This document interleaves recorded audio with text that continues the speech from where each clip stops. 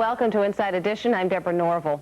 After proudly patting itself on the back for a world exclusive on Diana, one British newspaper today is falling all over itself to say, I'm sorry. That video of the so-called cavorting of Princess Di and her former lover was nothing but a bad TV pilot that got dumped. Joel Loy now with the story of how the tape that tantalized the tabloids came to be. It has all the makings of a British spy novel, but even James Bond hasn't seen anything like this. Well, it's the biggest hoax for a long time, and our immediate rival's fallen for it, so clearly we're going to be enjoying ourselves. The supposed world-exclusive surveillance video of Diana romping with Major Hewitt was actually shot for a low-budget television comedy skit. The London Sun fell victim to a world-class hoax, and now the British press is scrambling to unravel the whole dirty plot. Well, someone's trying to con the Sun. I've no idea if they paid them money.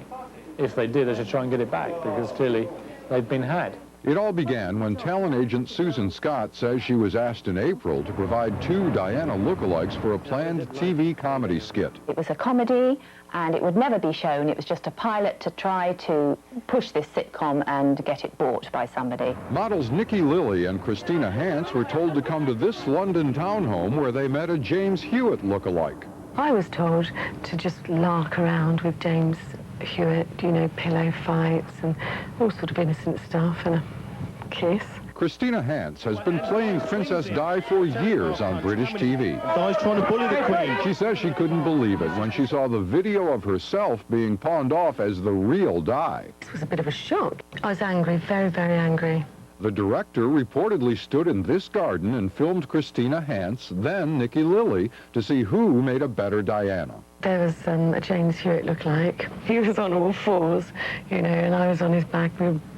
He was pretending to be a whatever, dog, donkey, I don't know, playing as you do, as they thought Princess Diana might do with James Hewitt. The townhouse owners who agreed to provide the location say they thought it was all in good fun. If we'd known that it was going to be used as a hoax against Princess Diana, we would never have allowed it to happen. And I feel very sorry for Diana that this has happened, and I want to apologise to her on behalf of the family and say that we're very shocked and embarrassed.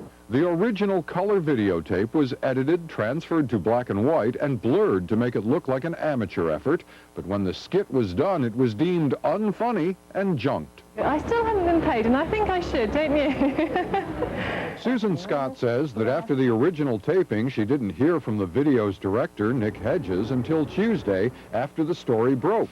That's when she received this phone message from someone claiming to be Nick Hedges. The front page of the Sun this morning shows stills from that video.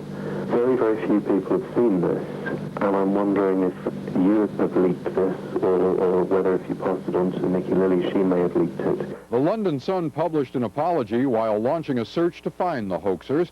The same tape had been offered to the National Enquirer months ago by a Southern California businessman, but they turned it down. He wasn't vouching for the authenticity of the people in the photograph. I investigated him a little bit, as we always do with anyone that the National Enquirer deals with.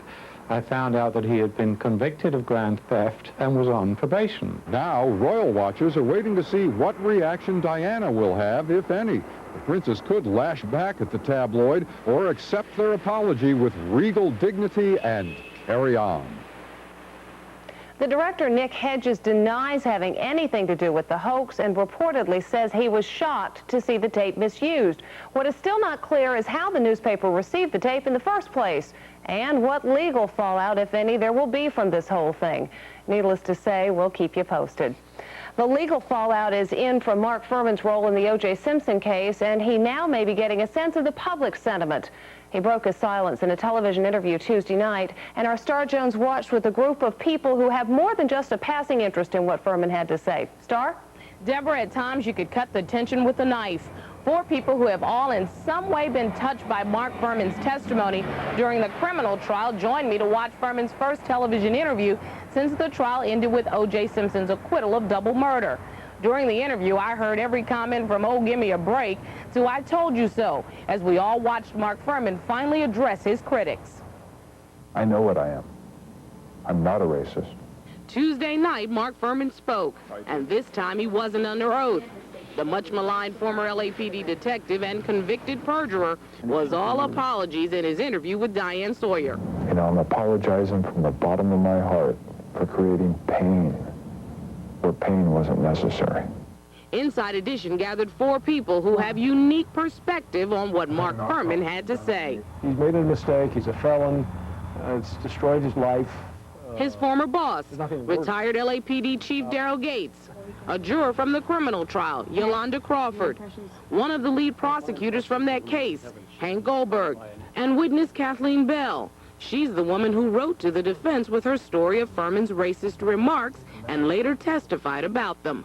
And you say on your oath that you have not addressed any black person as a nigger or spoken about black people as niggers in the past 10 years, Detective Fuhrman. That's what I'm saying, sir. I do know that he was lying when he said that he wasn't a racist.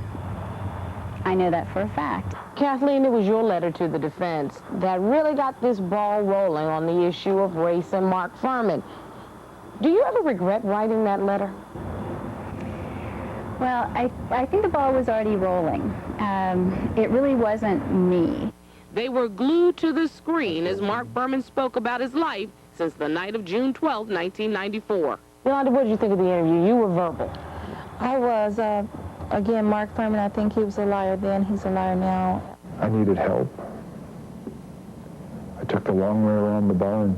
One of the things that I was struck by was Mark Fuhrman said he is not a racist. Did you believe him, Hank? I believe that that's probably true now. Has that always been true in his life? I don't think so.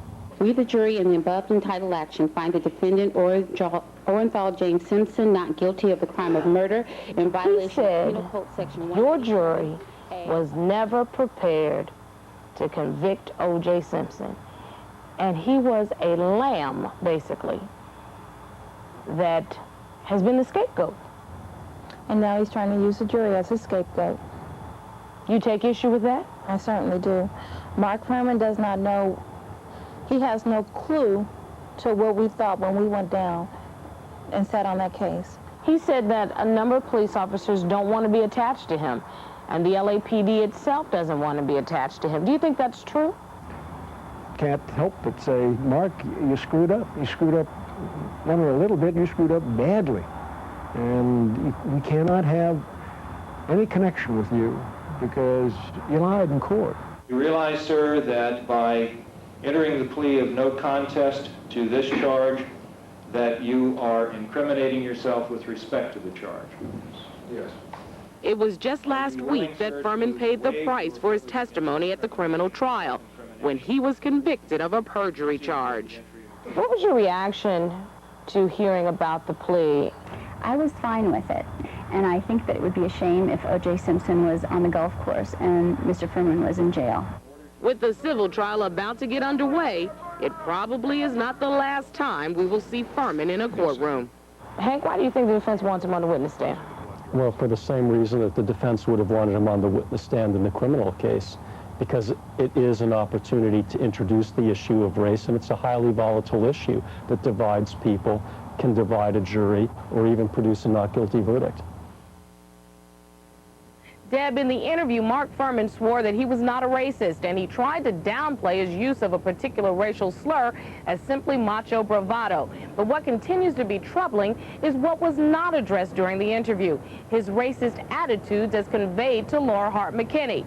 On the McKinney tapes, Fuhrman stated his willingness to treat black citizens differently while he was a police officer, and it's those attitudes that could have the largest impact on this civil case. Deborah? Star, with the perjury conviction now behind him, is there any way that Mark Fuhrman could refuse to testify if called as a witness in this civil case? There's some concern that there's a continued federal investigation going on, but I can tell you that the defense desperately wants to get him on the stand. And Mark Fuhrman, on the stand or off the stand, he's still reverberating in that courtroom. Okay, Star, thank you very much. We'll take a break and we'll be right back after this. Up ahead on Inside Edition. It's a race against time, and her life hangs in the balance if she can't find her biological parents. And She became a Hollywood superstar with her performance in The Bodyguard. Now Whitney Houston's real-life ex-bodyguard is speaking out in a tell-all book.